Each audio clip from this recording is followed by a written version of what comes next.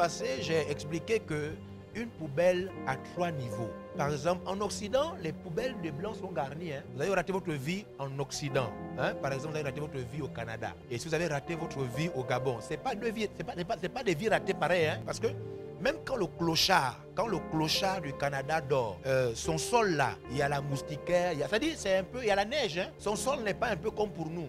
Quand tu es clochard au Gabon, c'est différent. Donc dans les poubelles, il y a la poubelle des hommes riches.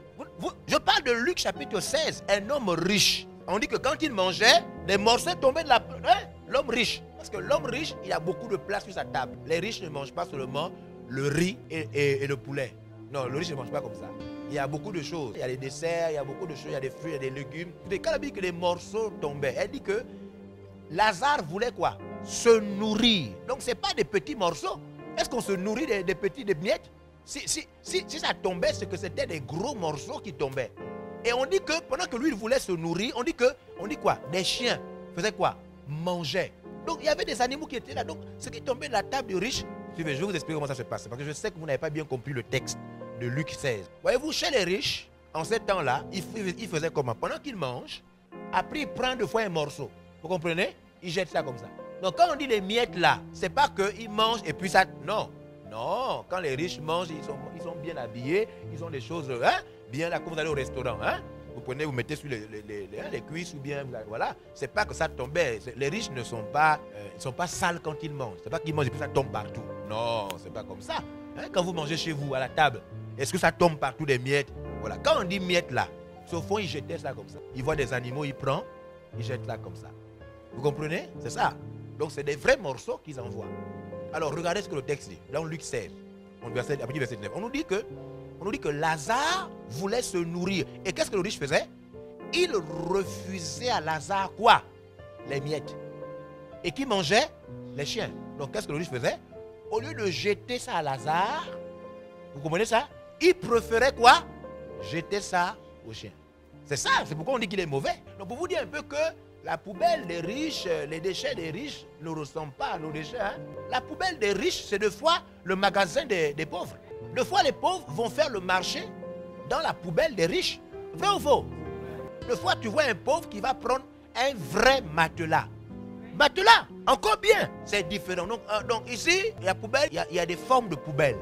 Il y a des poubelles riches et garnies. Et dans ces poubelles-là, en haut, non mais si tu pars 2 fois là-bas, si tu n'as pas raté ta vie, tu peux vivre de ça. J'ai vu quelqu'un un jour qui a ramassé un vélo dans une poubelle, à côté d'une maison riche. Il a pris un vrai vélo dans la poubelle d'une maison d'un riche. Après, il y a le milieu de la poubelle. Même chez les riches, il y a le milieu de la poubelle. Après, en bas, même dans la poubelle du riche, en bas, ça commence à devenir bizarre. Même chez les riches, en bas, quand c'est en bas, sous la poubelle, au fond, la poubelle où faire la politique, c'est mentir. C'est-à-dire, même quand tu regardes le papa, le monsieur qui parle, son front, tu sens qu'il ment. C'est-à-dire, le papa n'a plus honte. Il n'a plus le sang. Il n'a plus le sang. La tromperie en liquide qui circule dans son sang. Quand je les regarde souvent, je me dis, mais Seigneur, comment des êtres humains peuvent devenir comme ça? Surtout, il ment. Et donc, dans les pays là, ces pays où vraiment tout est compliqué. En haut, au-dessus de la poubelle, tu as quoi? Des fortes odeurs pouvant te tuer. C'est-à-dire en haut même au-dessus de la poubelle. C'est-à-dire les odeurs qui sortent. Mais vous savez de quoi je parle, oui ou non? Au niveau de la poubelle en haut, c'est-à-dire tu peux mourir par l'odeur. Et qu'est-ce qui se balade au-dessus de la poubelle? Des mouches. Non, c'est vrai ou c'est pas vrai? Non, dites la vérité, c'est vrai ou c'est pas vrai? C'est-à-dire des pays où il n'y a pas, à l'hôpital on dit qu'il n'y a plus de radio. L'IRM, il n'y a pas. Je disais à quelqu'un la fois dernière que quand on parle de fin du monde, la fin du monde, ce sont des choses, la fin du monde va être ressentie aux États-Unis, au Canada, en Australie. Ils vont voir comment leurs immeubles tombent. Vous comprenez ça? Mais en Afrique, nous, on n'a pas ressenti la fin du monde. Nous, on est déjà dans la fin du monde. La fin du monde, on vit ça tous les jours. Attends, quand on dit la fin d'un monde, il faut d'abord que le monde existe. Est-ce qu'on dit la fin de la forêt? On ne dit pas la fin de la forêt. C'est la fin d'un monde construit, un monde développé, un monde organisé, un monde qui a élargi son industrie, un monde de la haute technologie. Donc, la Chine va connaître la fin du monde. On vit la fin du monde lundi, mardi, mercredi, tous les jours. Quand tu sors de ta maison, tu vois la fin du monde. Des gros trous avec de l'eau sale à l'intérieur, sans route. C'est la fin du monde. Nous, on est dans la fin du monde. Quand tu amènes ton enfant à l'hôpital et qu'il n'y a aucun médecin, c'est la fin du monde.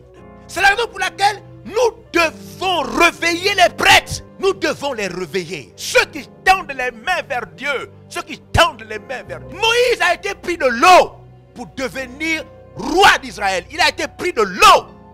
Dieu va nous prendre du caniveau. Dans cette fin du monde quotidienne, il a décidé de nous sauver. Nous quitterons des mondes fous pour la nouvelle Jérusalem. Nous partirons des mondes de menteurs, de voleurs aggravés pour rentrer dans un monde des justes. Nous ne pouvons pas rater l'éternité.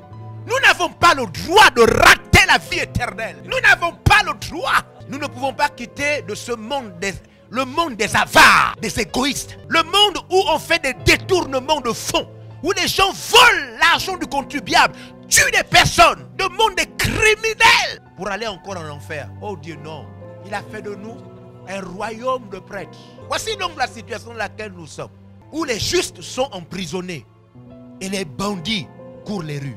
Des pays sans intégrité, sans justice réelle. Que sert-il à un homme de gagner ce monde si à la fin il perd son âme? Nous espérons que vous avez été bénis par ce message de l'apôtre évangéliste Georges Olivier Mbazaboa.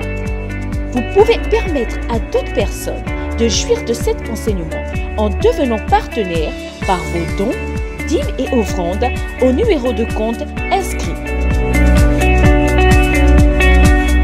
Que Dieu vous bénisse, vous qui permettez à l'évangile de se répandre par votre participation financière.